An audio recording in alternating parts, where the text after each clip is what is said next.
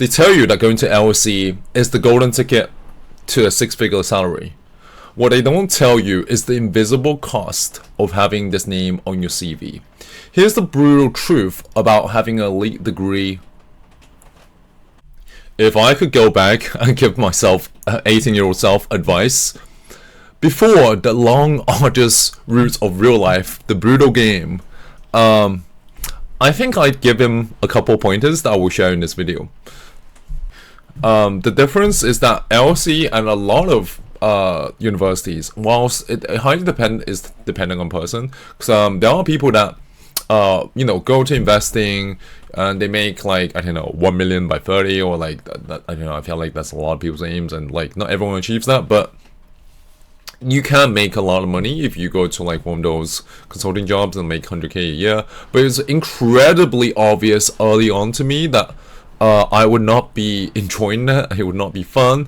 I think there's a lot of people stick out for it because it's seen as successful, and like there's the prestige and title status with it. I just knew the moment I stepped in the office, like, this is not fun. But I think there's people who, because I read Sahil Bloom's book, which he calls The 5 Types of Wealth, and he said, he thought that once he became a millionaire, he felt fully fulfilled, that he'd be much more happier. But it turned out, once he hit a million by 30, he was still just as miserable. So later he wrote through the book, which I've not fully read, that basically his idea was that he thought that, yeah, like he thought money would solve some of his problems, but it didn't turn out solving a lot of his problems. And then he figured out there were other types of wealth, like time and relationships and socializing, and having those are a different type of wealth. He labels it.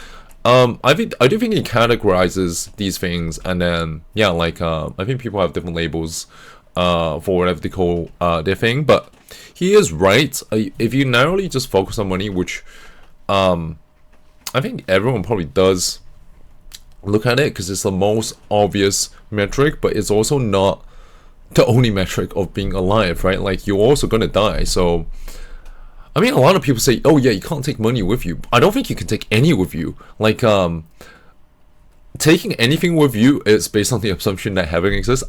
Heaven might not exist. I'm not sure, right? Like, maybe it exists, maybe not. Like, if this creator, if God decided to create a heaven, like, if they didn't, then we just don't exist after death, right? Like, I don't know why no one talks about this, but I think that what Stephen Hawking said was that, like, oh yeah, like, was it like, I don't know, heaven, I know he said something that people who believe in the afterlife is people who are afraid of the dark. I think there's a high probability that once you die, you just don't exist. I mean, it's not impossible, like, we're not that important. Whichever creator made us, like, if you create a bunch of humans, it's highly probable that you did not create an afterlife for them. So yeah, going to LSE was totally great. There's loads of great experiences you can have from 18 to 21 in London. I think the main benefit is going to London, and going to London is very fun, especially if you've not lived in London before. I highly recommend going to London if you never lived in London. Yeah, like, you can go to clubbing. I feel like any guy, I remember talking to a guy in the gym, he says, oh yeah, you gotta go to clubs, you gotta film yourself in the club. I'm thinking, I'm like 30 years old, I'm not going to clubs. Not at 30, but definitely between 18 or 21 was a prime age to go to clubbing and like clubs and like experience that thing, because like you're young and you can talk to loads of girls inside a club, and I think that's the main benefit for the guy. Yeah, like, I think that's the main thing, both guys and girls, that you can meet people in the club. Honestly, I think the only actual value of like going to university is the experience, like the social experience. I think social experience, there's a lot of people who debate online, oh, should we even go to university? Like, is it valuable? Like, is it just a waste of time? Is it a waste of money? I feel like in America, the debt is a lot higher. Apparently, like, people in America have to pay back like over 100k. Like, in the UK, the loan is very favorable. Like, basically, if you don't make above 25k ish, You don't have to pay the loan. And also like it's only the portion above 25k you have to pay, and it's like a really low interest rate. So in terms of UK loan, unless it's changed, it's pretty favorable in terms of, you know, you should basically go. I say the main mistake I made was thinking that your degree actually matters. It doesn't matter as much as you think. The value of the degree declines, in my opinion, after 3 years after you graduate. So then it becomes, what have you done in the real world? Like, you know, what have you made? Like your projects, like if you're coding, like what projects have you done? Like what have you actually done that's particularly relevant to the company? And then, you know, I'm not necessarily the best person to be giving interview advice, but I do think, yeah, your degree effectively, the theory you learn in your degree or whatever education you learn at the university, in my opinion, is very outdated, very behind, and very unpractical to the real life. So your main value is talking to other people your age, networking, potentially meeting that they say like you could potentially, especially if you're going to a great university, you could potentially be meeting someone that ends up being like, I don't know, like a head position at a certain company. You can meet them early on, and that is potentially the value of networking. Not that I talk to everyone that I met at LC. I mean, I'm trying to reconnect, but I think most of them are in some sort of corporate job. Depending on the person, some of them making over 100k.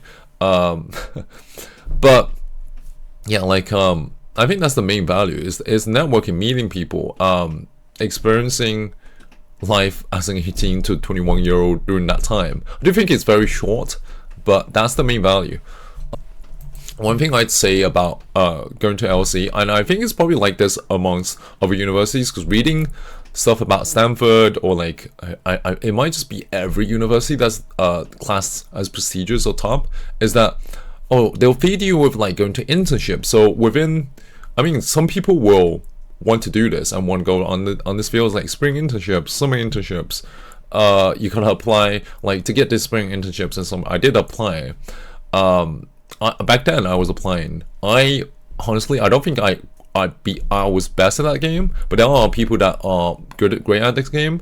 So yeah, you should definitely try it if that's what you're curious about.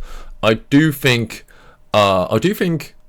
beforehand, I say my main belief was that, oh yeah, going to like banking would be like sexy, or like it'd be super cool to have this like title. And then I've never actually tried banking, but I did try a corporate job, and I basically did not like it.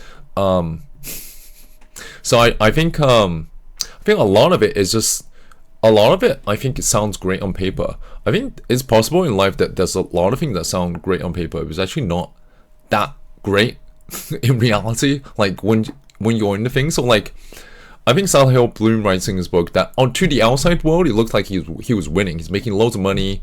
You know, he's young, but he was like miserable inside, and it was pretty obvious to me around 24 or 25 that, oh yeah, these jobs kind of suck. That I would not be happy working in it. So that's why I tried to go down a different route. But yeah, I'm surprised how anyone didn't see that early on. Like, it was so obvious. But I think people stick it out because they want to make money. So I realized that I did not care about the corporate ladder when I went in corporate job. I was like thinking, I think also my mistake is that I have an ego. So I think, oh yeah, I was a good student, right? So in my mind, I was smart. I believed myself to be smart. But I think the massive mistake in life is thinking that, yeah, like I think like the older you get, the more you get humbled in general. So I think, yeah, like if you're a great student, it literally the practical advantage of that in real life is not as high as you would think it is. I think it's probably valuable if you want to become a doctor or like certain kind of jobs.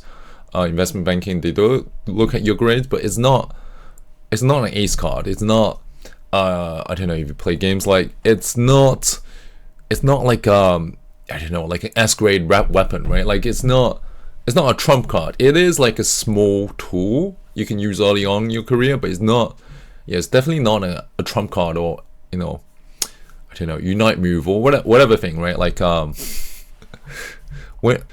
so yeah, it was not a specific lecturer that I just realized that, oh yeah, like I didn't care about the corporate ladder. I think it's because I disliked it that much that I didn't want to play the game. Naval has a saying that if you play stupid games, you will win stupid prizes. I do feel like it was a stupid game. For me, I think some people are good at this game. Some people are probably like, I don't know, probably they'll make a lot of money doing that. And maybe I should have stuck with it, because sometimes they think about it, but then it's like, I don't like it. So why am I playing a game I don't like to play? And I was good at school. I was good at, getting good grades. So I was good at the game, and I didn't dislike it. I actually kind of liked it because I was good at it. So it kind of fed my ego. It was like, oh, I think I'm fairly smart. But then, but yeah, it's not. Getting good grades literally does not matter in real life. The more older you get, the more this truth becomes more apparent. Especially now, like basically what they teach you in school is really outdated. So whilst you should get probably decent grades to get a job, it's not really that important in my opinion. And I think a lot of people would agree.